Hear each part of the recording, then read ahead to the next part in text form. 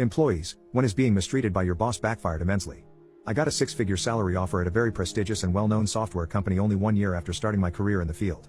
I was working as a marketing executive when I got this offer for a marketing manager position. That was almost 2 to 3 ranks higher than my current rank. The salary was also about 3 times my current salary. Perks and benefits were beyond this. After all, it was a multi-million-dollar software firm. The company's management was inspired by my interview skills, confidence, boldness, and demonstration skills. Instead of asking for my previous pay, they directly offered me this extremely good package with other perks and benefits. They also mentioned that they hire the best talent no matter how expensive they are. I was very shocked and confused. It was a massive leap in my career I was definitely not expecting. I was working for a startup for about a year. That job role and my boss both played a key role in making me a qualified marketing professional in the industry. In other means, my current company and my boss provided me with an open space to grow and learn in the world of digital marketing. So, I was kind of very devoted and loyal to this firm. So, I thought to discuss it with my current boss, who is the owner of the company, as he was also my mentor. Because it was a startup and had a small workforce, he was also responsible for most of the things like hiring, payroll, human resources, etc. Without any hesitation, I showed him the real picture that I've got such an offer. What should I do now? I am really confused at this moment. I said, what you will advise me, I'll follow it. He was also shocked. He asked, let me see your offer. I showed him the job offer letter. It was clear to him that I got a real offer from that company he also heard of.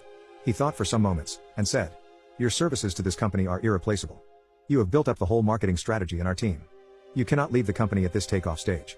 Though you have a very, very decent offer that we cannot afford at this moment, I assure you that we will increase your salary up to 70% of that offer.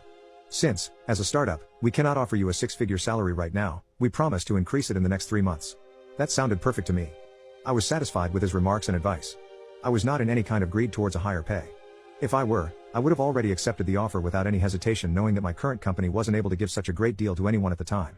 So, I refused that offer and told them that my current boss had asked me to stay. That company's HR had no issue. They wished me good luck in my future.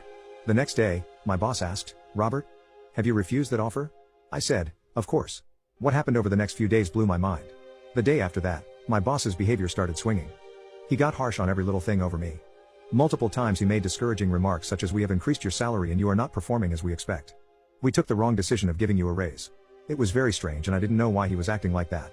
After 3 days of rejecting the offer, we were in a meeting with other 5 team members, where he openly bashed me in front of others. Robert, we have doubled your pay, but you are not worth it.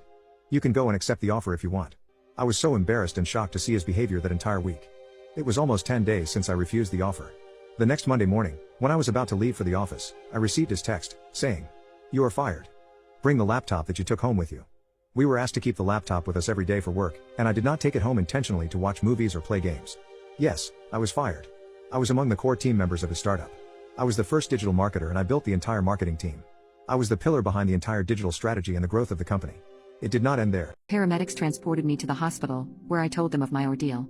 I underwent a thorough examination. My doctor explained that if my child had any chance of survival, an emergency C-section was necessary. Despite the risks, I consented to the procedure. The doctor informed me that my baby, a girl, was 32 weeks along but facing insurmountable challenges. She had suffered brain hemorrhaging, a broken leg, and underdeveloped lungs. I was allowed to hold her and spend as much time as I could with my little girl, aware that her time was limited. The medical staff anticipated she would live for only a couple of days, at best. I fell deeply in love with her, captivated by her beauty and innocence. I gave her the name Violet. For a while, I was left alone with Violet, and I made a promise to her. I told her that if she could survive, I would find a way out of the nightmarish situation I was in. Eventually, the police arrived and questioned me extensively about my boyfriend, his location, and the atrocities he had committed against me. After 45 minutes, they left and said they'd let me know when anything happened. I wasn't worried about anything but Violet. Each day, Violet's condition deteriorated slightly. I lived in constant fear of losing her, unsure of what to expect. After the 4th and 5th day, she had gotten a little better and I had hoped that she'd be alright. On the 7th day, she reached her weakest point. The doctor revealed that she had surpassed all expectations by surviving this long, but her time was drawing near. She was in pain and suffering. I held her as she cried, kissing and hugging her. I told her I loved her over and over again. 20 minutes after the doctor said she'd not make it much longer, she took her last breath as I held her.